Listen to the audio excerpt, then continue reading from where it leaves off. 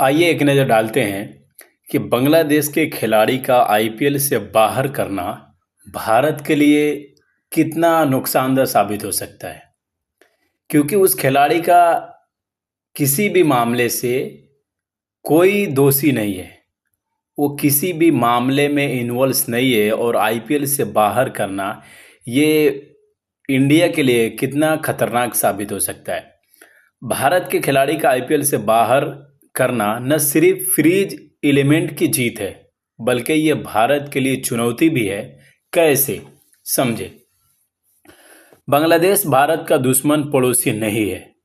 वहाँ जो घटनाएं हो रही है उससे भारत का विरोध है, और वहाँ जो फ्रीज एलिमेंट कर रही है उससे जायज़ विरोध है। इस पर भारत की नज़र भी इस पर भारत की भी नज़र है। खुद बांग्लादेश के अंदर भी इसका विरोध है। जो घटना हुआ है उसका विरोध खुद बांग्लादेश के अंदर भी हो रहा है। लेकिन ऐसे खिलाड़ी का विरोध विरोध कर जिसका पूरी घटना से कोई लेना देना नहीं है, हमने पूरे बांग्लादेश को दुश्मन के रूप में ट्रीट किया है।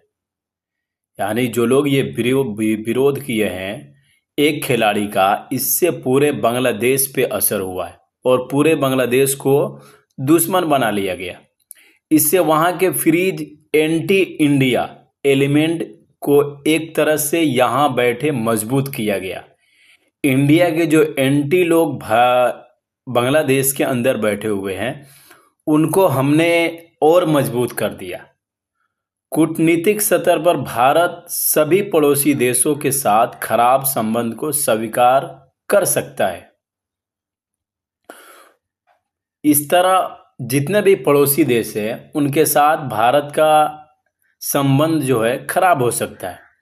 पूरे प्रकरण में सिर्फ हिंदू मुस्लिम करने की राजनीति थी। यानी ये पूरी प्रक्रिया जो है इसमें सिर्फ हिंदू मुस्लिम की राजनीति हुई है। ऐसा क्यों?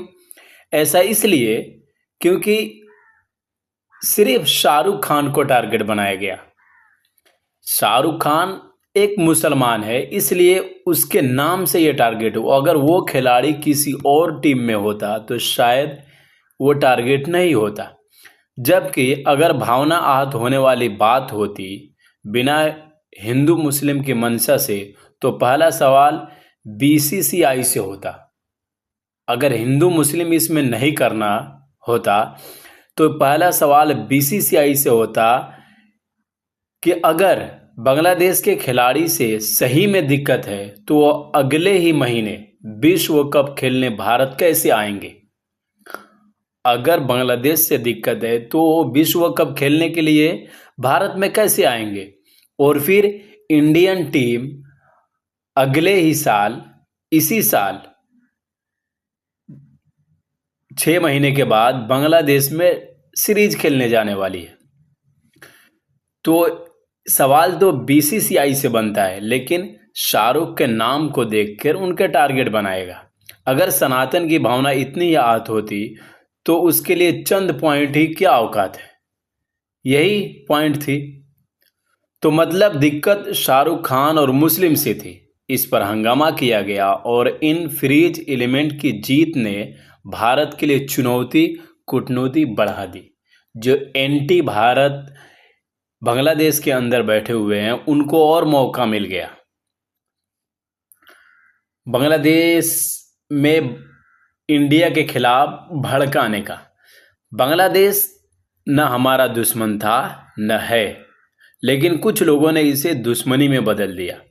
किसी देश के अंदरूनी मामले में दखल देना बेवकूफ़ी है। बेगुनाहों को तो भारत में भी मारा काटा जाता है। अगर इसमें सऊदी अरब जैसे भारत के अंदर जो मुसलमान बेगुनाहों को कभी कभी मॉब लिंचिंग के नाम पर, गौरक्षक के नाम पर मारा और काटा जाता है, इसमें अगर सऊदी ममालिक की सऊदी अरब दखल दे तो क्या होगा? आप सोचिए ज़रा। आप लोगों को अंदाज़ा भी है क्या होगा? 50% विदेश में रह रहे हिंदुओं के घर चूल्हा जलना बंद हो जाएगा। इसलिए हर एक बिंदु को हिंदू मुस्लिम से जोड़ना आने वाले समय में सनातन और भारत सरकार के लिए हानिकारक साबित हो सकता है। तो किसी भी चीज़ को हिंदू मुस्लिम से जोड़ना ये खतरनाक साबित हो सकता है। जो मामला जहां का है वहीं पे निपटाया जाए।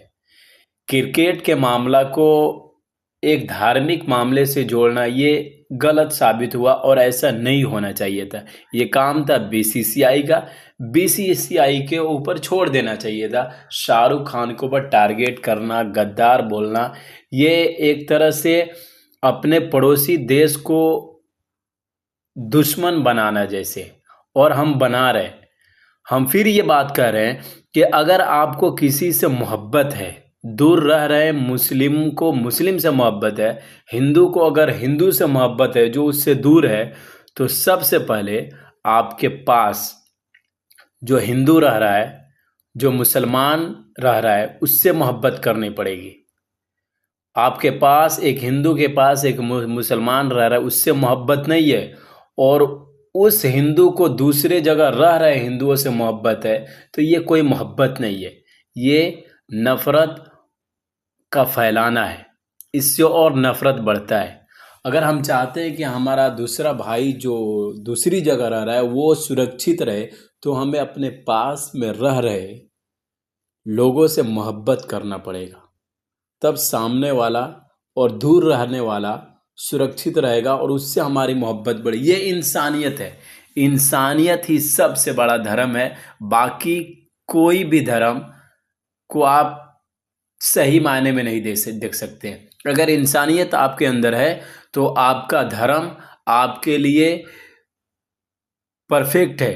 अगर इंसानियत ही आपके अंदर नहीं है तो किसी भी धर्म के आप मानने वाले हो, आप सच्चे धर्म भक्त नहीं हो सकते, सच्चे धर्म गुरु नहीं हो सकते।